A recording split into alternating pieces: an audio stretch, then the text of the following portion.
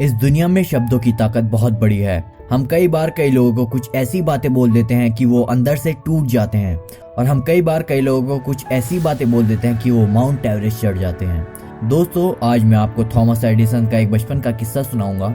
Thomas Edison जब school में पढ़ाई किया करते थे, छोटे से थे, तो एक दिन जब वो स्कूल से घर लौट करके आए और अपनी माँ के पास गए, उन्हें एक लेटर दिया और कहा कि माँ, ये पेपर है, ये मेरे टीचर ने आपको देने के लिए कहा है। माँ ने वो पेपर खोला, पढ़ने लगी तो उनकी आंखों में आंसू आ गए। उन्होंने थॉमस एडिसन को गले लगा लिया। थॉमस ने पूछा कि माँ, इसमें क्या लिखा है? तो माँ फिर उस लेटर को दोबारा से खोल करके जोर जोर से पढ़ने लगी और कहने लगी कि इसमें लिखा है कि थॉमस एडिसन एक जीनियस है, वो बहुत ही कमाल का बच्चा है, सुपर इंटेलिजेंट है, और इस बच्चे को हम अपने स्कूल में नहीं पढ़ा सकते क्योंकि हमारे यहाँ इतने अच्छे टीचर्स नहीं है। इसलिए हम आपको एडवाइस दे रहे हैं कि आप इस बच्चे को घर पर ही पढ़ाएं। उस दिन के बाद थॉमस एडिसन की माँ ने उन्हें घर पर पढ़ाया। इन्होंने भी मन लगाकर पढ़ाई की, लगन से पढ़ाई की, और एक वक्त ऐसा आया कि थॉमस एडिसन अमेरिका के सबसे बड़े इन्वेंटर बन गए। 1093 पेटेंट्स उनके नाम थे। बल्ब का इन्वेंशन किया, साउंड रिकॉर्ड करने की मशीन का इन्वेंशन किया, इलेक्ट्रिक कार की बैटरी का इन्वेंशन किया, मोशन पिक्चर्स का इन्वेंशन किया। बहुत सारे इन्वेंशंस किए थॉमस एडिसन ने और बड़े बिजनेसमैन बन गए।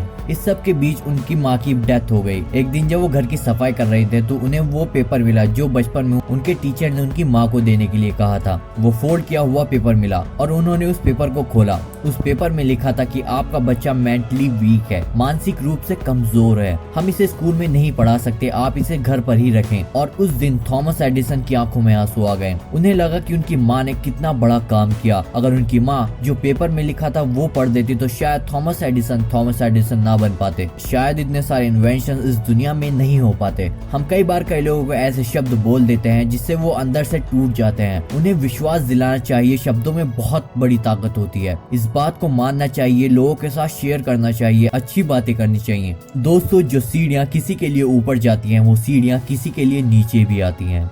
सब कुछ सोच पर और शब्दों पर निर्भर करता है।